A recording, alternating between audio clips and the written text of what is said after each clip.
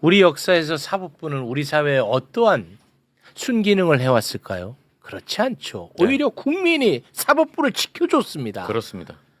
그런 사법부의 민낯을 오늘 완벽히 파헤치도록 오늘 하겠습니다. 너무 좋습니다. 지금 함께 하시죠. 사법부 잘 들어. 자, 역사적으로 사법부를 한번 파헤쳐 보도록 합니다. 전우영 교수님 박수로 모시겠습니다. 안녕하십니까? 안녕하세요. 대단히 오랜만에 예, 함께 오랜만이네요. 하겠습니다. 네, 네. 반갑습니다. 자, 그리고 사법부의 국가 폭력과 한평생 싸우고 있는 변호사님입니다. 최정규 변호사 박수로 맞이합니다. 안녕하십니까? 네, 만나서 반갑습니다. 네, 제가 잘 설명을 했나 모르겠네요. 네, 평생 싸우고 있진 않고요. 네. 요즘 좀 싸우고 있습니다. 요즘 좀 요즘. 싸우고 있습니다. 네. 네. 일단은 우리 전우영 교수님, 네. 최근에 그 사법부를 우리가 이렇게까지 여실히 들여다볼 기회가 많지 않잖아요. 그런데 이번에는 막 여실히 저희가 막 들여다보면서 진짜 분노 많이 하고 있거든요. 분노가 수시로 좀 분출하긴 했는데 네. 그냥 그때뿐이었죠. 그게 문제였던 것 같아요. 과거에도? 아, 네. 과거에도. 있었는데. 예, 가장 대표적으로 기억하는 사건이 1975년 4월이죠. 예. 국제법률가협회에서 4월 9일을 국제 세계 사법사상 암흑의 날로 지정을 했어요. 4월 9일을요? 예, 1975년 4월 9일. 1975년 4월 9일 무슨 일이 있었는데요? 그날 대법원에서 그 전날 한국 대법원이요? 한국 대법원에서 인혁당 관련자 8명에 대한 사형을 확정했고 예. 그로부터 20시간도 안 돼서 8명에 대한 사형이 집행이 집행됐고 돼버렸어요. 와. 사형당한 사람들의 시신을 가족에게 인계하지도 않고 와. 안매장하려 했고요. 네. 이런 사건들이 일어나면서 이게 도대체 말이 되는 사건이냐. 애초부터 말이 안 되는 사건이었거든요. 네. 우리가 잘 아는 좀 명언이 있어요. 김대중 전 대통령께서 남기신 말인데 뭐 여러 말씀을 남기셨지만 가장 유명한 이야기가 아마 그게 아닐까 싶어요. 행동하지 않는 양심은 악의 편이다. 라는 게 저에게 하는 말씀 같아가지고 그게- 항상 부끄럽습니다. 네.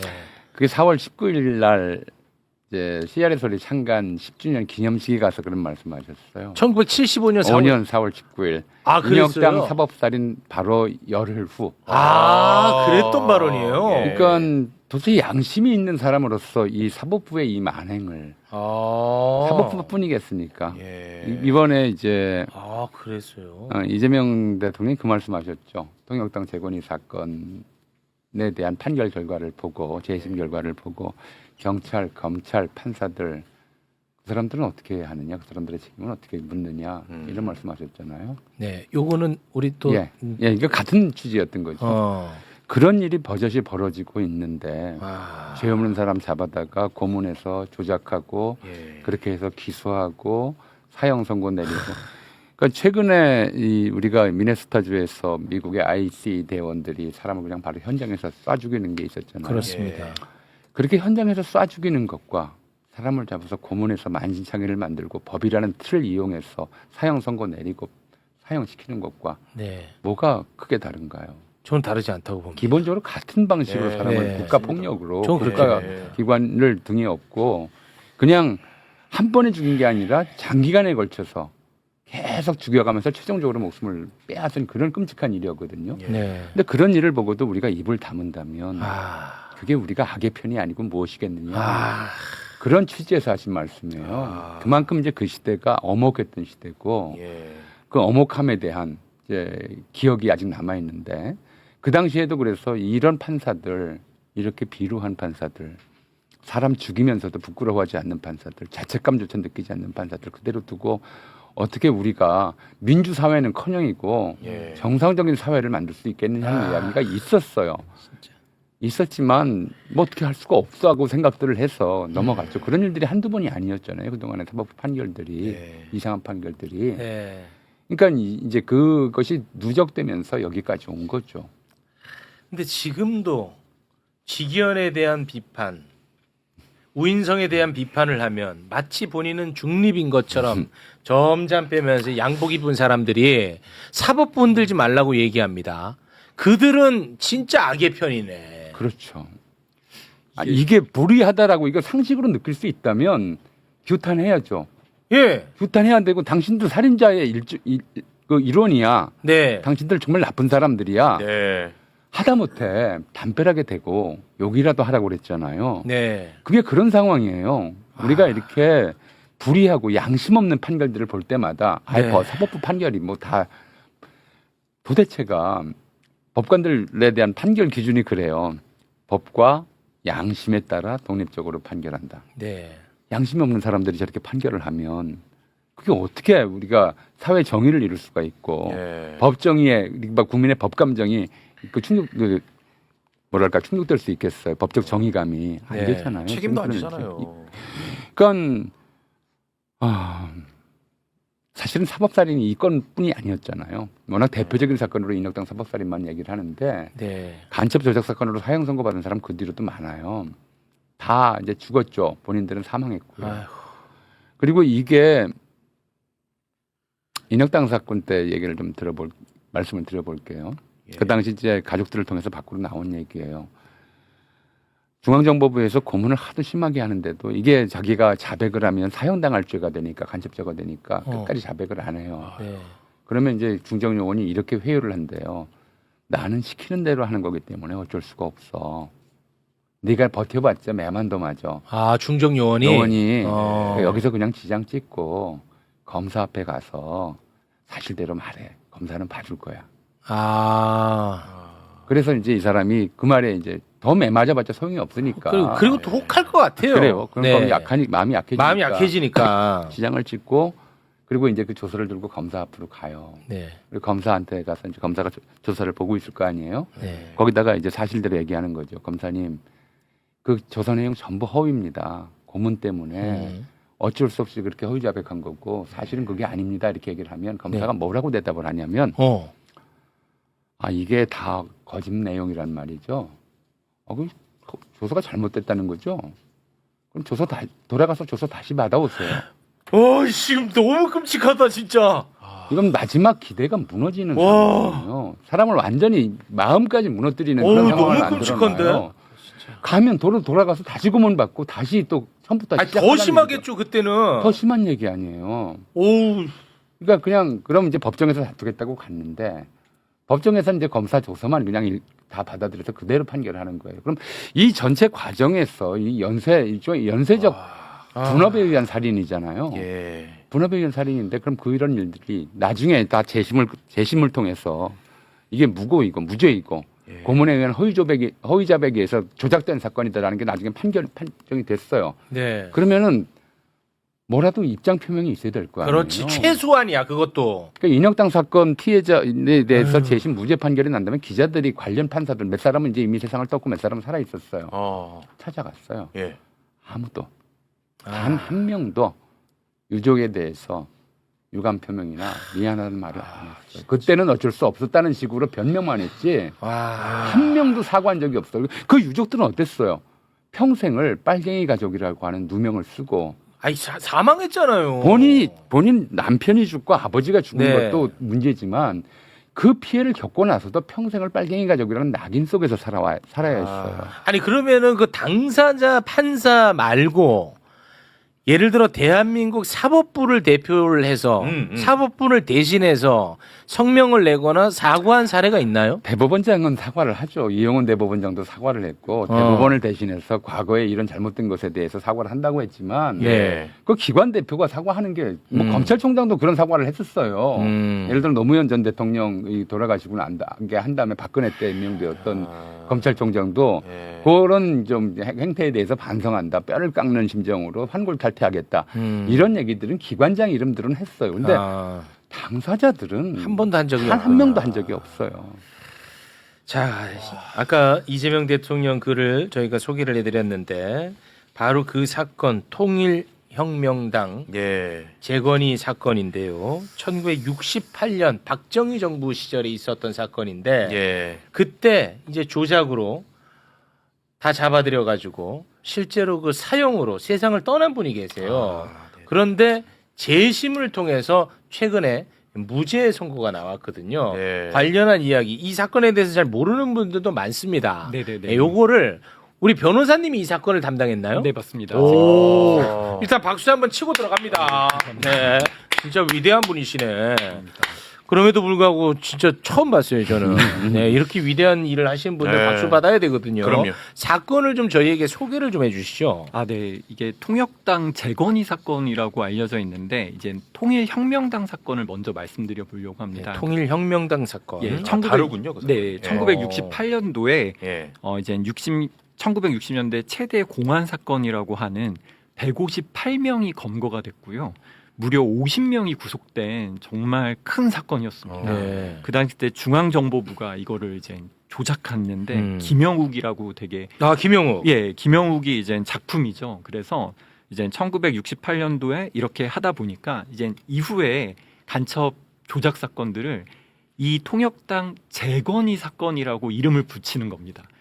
네, 그러니까 뭐라고요? 통역당을 재건하려고 했다 해가지고 통일혁명당 사건은 68년도에 있었는데 아, 있었는데. 71년도, 74년도에 간첩 사건이 이제 발발을 하면 아. 통역당을 또 만들려고 했던 사람들이다. 또 만들려고 했다. 그래서 그 잔당들이 아직까지도 끈질기게 남아있다. 그래서 광주 지역에 또 71년도에는 광주 지역 중심으로 통역당 재건이 사건이 또 이제 중앙정보부나 아니면 보안사 같은 데서 이제 조작 사건으로 만드는 거고 이 사건 같은 경우에는 74년도에 만들어진 사건입니다. 아, 지금 이제 재심을 한 이 사건은 74년 사건이군요. 맞습니다. 17명이 연루가 된 사건인데 그 중에 4명이 사형을 선고당하고요. 와. 그 중에 2명이 사형이 집행당합니다. 아휴. 그래서 집행당한 분이 김태열님과 강일성님인데 예. 그 사건을 저희가 다 변론을 했는데 두 분 다 재심을 통해 무죄를 이제 아. 받았고 근데 너무 안타까워. 아니 재심으로 무죄니까 더 슬퍼 솔직히 나는. 아니 물론 유족분들 입장에서는 이런 이제 과정이 필요하겠지만 더 열받고 막 더 아이고 이거 참. 그러니까 법정에 딱 이렇게 앉아 있으면 사실은 피고인이 없는 거잖아요. 피고인이 궐석으로 이제 예. 재판을 진행하는 건데 그래서 이 사건 같은 경우에는 이례적으로 재판부도 기록을 읽으면서 너무 무력감을 느꼈다. 아까 사법 살인을 이야기했는데 네. 결국에는 과거에 본인들의 선배들이 사법 살인을 한 거 아닙니까? 네. 결국 최후의 보루가 돼야 될 사법부가 제 역할을 못한 거에 대해서 그때 재판부는 사과하진 않았지만 지금 이 재심 무죄를 선고했던 서울 동부지방법원 재판부는 사과를 유족분들에게 현장에서 판결문에는 담지 못했지만 사과를 한다고 하면서 했고 유족분들이 그 얘기를 들으시면서 굉장히 눈물을 아유, 오열하셨겠다. 예, 그러셨습니다. 조금 보충을 할게요. 네네네. 1974년이라고 말씀하셨잖아요. 1972년에 칠산 남북 공동성명이 채택이 되잖아요. 그리고 석 달 뒤에 10월 유신을 선포해요. 10월 유신을 선포하면서 박정희가 뭐라고 그랬냐면 만약에 10월 유신에 찬성하지 않으면 남북 대화를 원치 않는 것으로 이해하고 조국 통일과업에서 새로운 길을 선택하겠다. 평화냐 전쟁이냐 선택해라라는 거예요. 유신에 찬성해야 평화가 유신 찬성이 되고, 곧 평화다. 유신에 반대하면 전쟁을 할 수도 있다는 식으로 협박을 해요. 근데 유신이 72년 10월에 유신을 선포하고 나서 유신 체제가 만들어지자마자 태도를 일변해서 북한과의 대결 국면을 조성함으로써 이제 공포 분위기를 사회에 확산시키려고 하죠. 그러려면 이제 북한이 우리를 남침하려고 끊임없이 그 공작을 벌이고 있다라는 증거들을 계속 만들어줘요. 그렇죠. 보여줘야지. 그래서 자꾸 간첩단 사건이 일어나요. 73년 초부터. 수없이 일어나요. 73년부터 해서 별별 간첩단이 다 제일 황당했던 게 제일 뭐 다 황당하지만 73년에는 어떤 좀 웃기는 사건이 일어났냐면 포항제철이 그 일본의 대학교에 있는 금속공학 박사를 이사로 초빙해 와요. 예. 그래서 이제 이 사람이 금속공학 포항제철 초기 연구를 주도하거든요. 근데 이 사람까지 간첩으로 벌려서 징역 10년형을 받아요. 아이고. 제일도포라든가 북한과 어떻게 관련이 있을 만한 연구는 다 이렇게 간첩으로 몰았는데 그 와중에 만들어진 사건이 아까 말씀드렸던 1974년 4월에 이해찬 돌아가신 이해찬 전 총리께서 혹시만 고문을 당했던 네.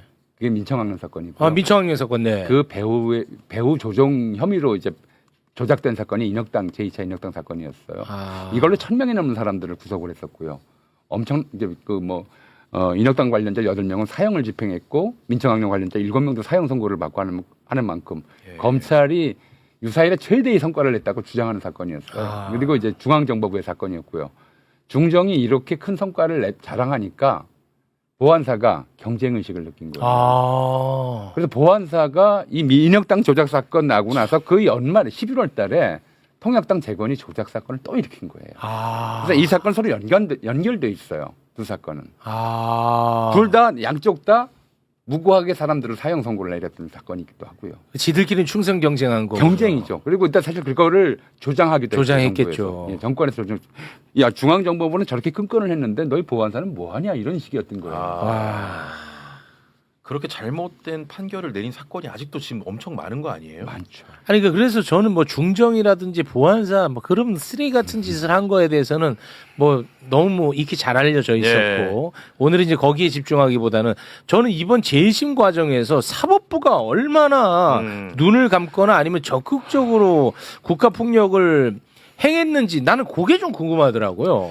네, 정말 그 사법부가 최후의 보루라고 하는데 네. 아까 교수님도 말씀해 주셨지만 예. 경찰, 뭐 검찰 거기까지는 그렇다 치더라도 이 피해자들이 그래도 법원 판사는 그렇습니다. 내 얘기를 들어주겠지 네. 라는 예. 일말의 기대를 가지고 가는데 판사 앞에서 나는 고문당했다, 나는 불법으로 구금당했다라고 해도 네. 판사님이 듣지 않는 거죠. 아, 검사 앞에서 이렇게 얘기했다. 그래서 어떤 국가 폭력 피해자가 폭력과 존엄 사이라는 책에 나와 있는 얘기인데 내가 못 배운 게 되게 한이 됐다는 거예요. 근데 그 배웠다고 하는 판사들이 내 얘기를 듣지 않고 그냥 불량 판결을 쓰는 걸 보고 내가 못 배운 걸 더 이상 서러워하지 않았다는 거예요. 어차피 배운 사람도 최후의 보루인 그 판사들도 똑같네 라는 그런 정말 생각을 할 정도로 그 당시 때 사법부가 너무나 최후의 보루 역할을 하지 못하고 사법 살인을 저지른 상황인데 그래도 대법원이 한번 반성하겠다고 한 적이 있었습니다. 언제 그게 이용훈 대법원장일 때였습니다. 이용훈 대법원장이 예. 이젠 이거 우리가 생각해 보니까 너무 좀 2005년도에 문제가 있다 해가지고 밑에 있는 그 판사들한테 일을 시킵니다. 일을 시켜서 야 6,000개 전수조사 한번 해봐라. 과거에 예. 이렇게 국가 폭력으로 사법 살인했던 뭐 했던 사건들 6,000개를 전수조사해서 그 중에 224개를 추립니다. 우리가 봐도 뭔가 이상하다. 예. 이거는 분명히 조작될 가능성이 있고 이 사건은 바로 잡아야 된다. 예. 네네. 그러면 다들 생각할 때 와 드디어 이제 224건은 해결이 됐겠구나 네. 생각을 바로 하는데 해야죠. 당연히 왜냐하면 네. 6,000개를 전수조사 시켜가지고 그러니까요. 224개를 추렸으면 최소한 그 224개는 해결이 됐어야 됐는데 네. 소리 소문 없이 그냥 묻혀져 있습니다. 서랍 속에 그냥 지금 가둬져 현재도 네, 16년 동안 묵혀 있다가 2022년도에 경향신문을 통해서 이게 폭로가 됩니다. 아니 2005년도에 224건 분류해놨는데 그러면 적어도 유족분들한테 알려서 야 이 그럼요. 사건은 좀 이상하다. 재심을 청구해봐라. 네네네. 아니면 검찰에 물론 법원에서 직접 재심을 할 수는 없지만 네. 검찰에 재심을 권고할 수도 있는 거잖아요. 여러 가지 해볼 수 있는 것들이 있는데 그냥 조용해집니다. 이게 너무 그래서 진짜. 유족분들이 나중에 이걸 알고 예. 아니 좀 알려주기라도 하지. 이렇게 2005년도에 이런 식으로 자기네들이 다 분리해 놨으면서 왜 이런 얘기를 하지 않아서 그 사이에 사망하신 분들이 계신 거죠. 아유. 2005년도에라도 억울함이 풀 수 있었는데 모르고 그냥 사망하는 경우가 발생한 그런 안타까운 상황들입니다. 그러면 이번에 그 재심에서 무죄 나온 사건은 어떻게 재심이 시작이 됐어요? 그러니까 유족분들이 처음에 1기 진화위 때부터 계속 자료를 찾아보려고 했던 거예요. 자료를 찾는데 국방부에서 자료 없다.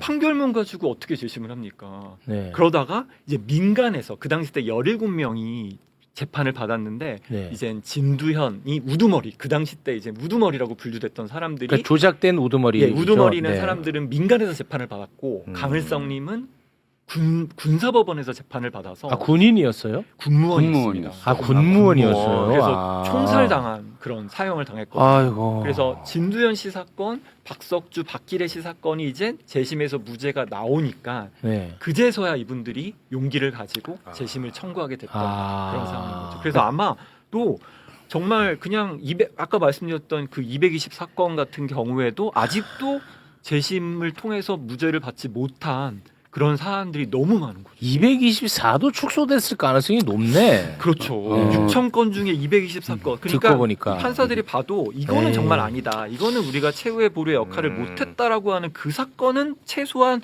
무죄를 받았어야 되는데 재심이 네. 열려야 되는데 지금 재심이 안 열리고 있는 그런 상황입니다. 네. 이 통역당 재건이 사건 처음에 언론에 보도될 때는 제1동포 민단거점 간첩단 사건으로 보도가 됐었어요. 그러니까 이게 북한하고 직접 관계된 것도 아니고 제1동포와 관련된 사건이라고 이렇게 보도를 하다가 그걸 통역당 재건 사건을 지금 조금 둔갑을 시켜버렸어요. 하신 것처럼 어. 둔갑을 시켜버린 아, 그런 그랬어요. 사건이었고요. 그래서 뭐 군무원이나 이런 사람들이 거기에다가 뭘 할 것도 아닌데 그런 이제 사적인 대화들을 마치 저 정보를 좀 전달한 것처럼 이렇게 좀 꾸민 사건이었고요. 그 2005년은 어떤 거였냐면 이제 2004년 기억하실 거예요. 노무현 전 대통령 탄핵되고 네. 그리고 나서 이제 그 뭐 탄핵 규탄 시위가 벌어지고 네.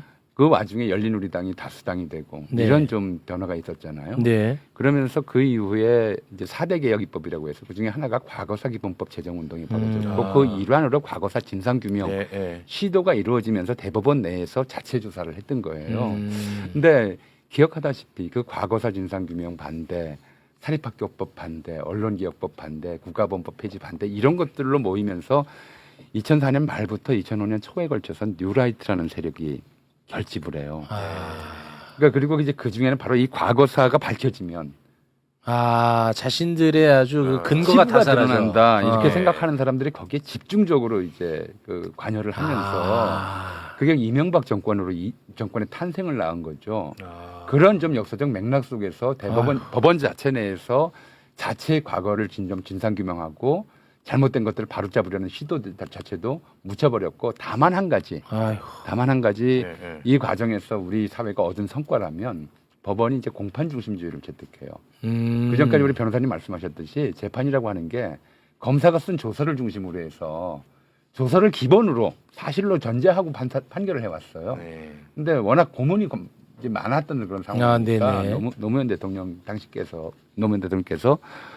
이제는 이 검찰 공소장 검찰하고 피고인하고 대등해야지 법정에서는 검찰이 막 무슨 폭력 특히 그 전에 무슨 일이 있었냐면은 노무현 대통령 취임 바로 직전에 김대중 정권 말에 절도 사건 피의자가 검사실에서 죽은 사건이 있었어요. 검사가 고문을 했어요. 검찰 수사관들이. 그래서 사망했는데 이 담당 검사는 결국 징역 1년 6개월 선고받았어요. 사람이 죽었는데. 이런 일들이 검찰 수사실에서 벌어지는데 예. 그걸 조서를 사실로 다 인정해 버리면 어떻게 이게 되겠느냐. 그래서 공판 그래서 중심주의로 공판 바뀐 중심주의가 거군요. 이제 법정에서는 검사와 피고인 측 변호사가 대등하게. 대등하다. 이제 이런 원칙이 그때 가서 만들어졌어요. 그나마 이제 그게 우리 사법사상 좀 바람직한 진전이었다고 볼 수 있는 거죠. 예. 그 어마어마한 희생이 따라서 조금씩 진전을 해오고 있는 건데 예. 아직도 갈 길은 너무너무 멀어 보입니다. 네. 그 죄송합니다. 좀 더 이야기를 듣고 싶은데 예. 지금 또 여기서 좀 마무리 좀 근데 지어야 될 것 이거는 같습니다. 얘기해야 될 것 같은데. 얘기해야 될 건 많아. 많은데 한 가지만 좀 말씀드릴게요. 뭐 이것만 얘기해. 우리 많아. 체육 앵커한테 죄송합니다. 한 가지만 말씀드릴게요. 네, 죄송합니다. 예. 얼마 전에 이제 이재명 대통령이 위안부 피해자들 네. 그걸 무슨 뭐 자발적 매춘부라고 그거 주장하고 엄청 분노했더라고요, 대통령이. 수심이고 예. 인간도 아니다 그러잖아요. 근데 이들이 자발적 피해자라고 주장하는 매춘부라고 주장하는 근거가 강제동원했다는 증거가 불충분하다 또는 없다라는 거예요. 근데 이게 뭐냐면 아까 우리 변호사님 말씀하셨지만 수많은 사건들이 묻혀 있고 최근에는 바로 이 우인성 판사가 예. 그 서병호 사건이라고 1971년에 조작된 사건, 고문으로 인한 조작된 사건에 대해서 재심을 청구했는데 이거를 이제 기각을 했어요. 기각한 논거가 똑같아요. 우인성이 기각했어요? 네. 네, 맞습니다. 우인성이 이거 기각한 논거가 얘기해야 되는데? 논거가 위안부는 매춘부라고 주장하는 자들하고 똑같아요. 뭐예요? 고문당했다는 증거가 불확실하다. 아니 고문을 누가 사진 찍어가면서 해요? 아니 그걸 무슨 뭐 CCTV 제3자가 내야 됩니까? 봐요? 고문 자백 이외에 증거가 없으면 그 당시 상황 전체를 놓고 보자면 이거 고문일 거다라고 봐야 되는 거잖아요. 고문 피해자가 엄청나게 많았던 시절인데 종군 위안부도 마찬가지예요. 수많은 사람들이 강제로 끌려갔다는 증언들이 있어요. 끌고 간 사람들의 증언이 없을 뿐이에요. 아니 그러면 서병호 간첩 조작 사건이 예. 결국은 재심이 받아졌어요? 안 받아줬다니까. 아 그때 기각되면 끝이에요? 최근에 이 부분 제가 네. 이 사건도 제가 변호를 하고 아 이것도 있는데 이 얘기를 하셔야죠. 그래 내가 지금 방금 하라고 했잖아요. 그게 꼭 필요하다고 그죠? 그래서 혼자만 해야 될 거 많다고 끝내려고 하더니 죄송합니다. 너무하세요. 저 첫 출연인데. 죄송합니다. 죄송합니다. 네. 아니 제가 사실 그 형사 27부 우인성 그 김건희 판결을 딱 보고 우인성 들어봤는데 오, 이상하다. 들어봤는데. 네. 이게 작년 7월에 아 작년 7월이에요? 작년 7월에 재심이 기각됐는데 이게 너무 화가 나냐는 게 뭐냐면 진화위에서 진실규명 결정이 난 사건입니다. 그러니까 진화위가 진실규명 결정이 나면 당연히 재심이 개시되고 그렇겠죠. 무죄가 돼야 되는 사건인데 진실화해위원회에서 결정이 났으면 당연히 재심 진행돼야지. 네, 근데 그거를 기각한 판사가 와. 우인성이야? 예. 너 잘 만났다 진짜. 여기서만 잠깐 기다려. 아니 사실 와. 그러니까 뭐 와. 진화위 결정을 무시하려면 최소한 변론은 열어서 심리는 열어서 판단을 해야 되는데 그것도 아니고 서류로만 보고 그냥 재심 기각을 한 판사라서 제가 머릿속에 와, 기억을 하고 있었죠. 이거 완전 우인성. 근데 이번에 김건희 판결을 봤더니 우인성. 그래서 찾아봤더니 그 세 명의 이름이 똑같은 거예요.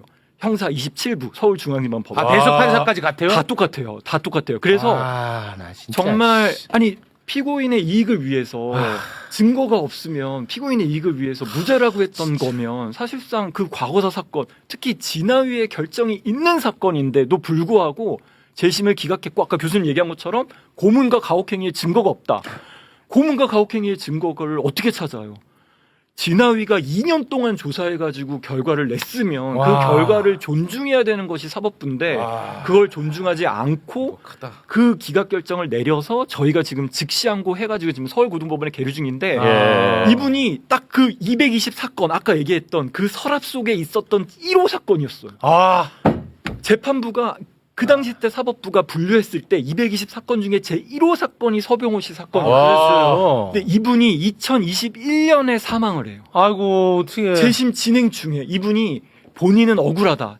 본인은 억울하다고 해서 일본에 가가지고 재심 증거를 찾아요. 이분이. 아이고 어떡하냐. 그 당시 때 활동가분들 변상체 활동가나 그런 활동가들이랑 같이 그걸 찾으러 가가지고 정말 사망하기 직전에 가가지고 조선인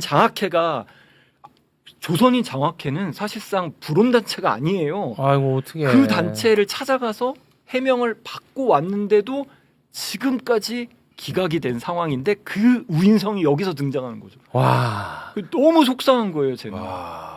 어떻게 사법부가 과거에 그렇게 사법 살인을 한 거는 그때 시대가 그랬으니까. 근데 왜 지금도 이러고 있냐는 거죠. 그러니까 더 나쁜 거예요. 그러니까 그게 더 화가 나는 거예요. 이게 바로 핵심입니다. 더 나쁜 거라고 봅니다. 저는. 그러니까 강제로 끌려가서 성폭행 당한 사람 보고 자발적 매춘부라고 주장하는 자들이나 고문당해서 간첩으로 몰려서 억울한 감옥살이 한 사람 보고 고문의 증거가 없으니까 너 간첩 맞아라고 하는 자들이나 다를 게 하나도 없잖아요.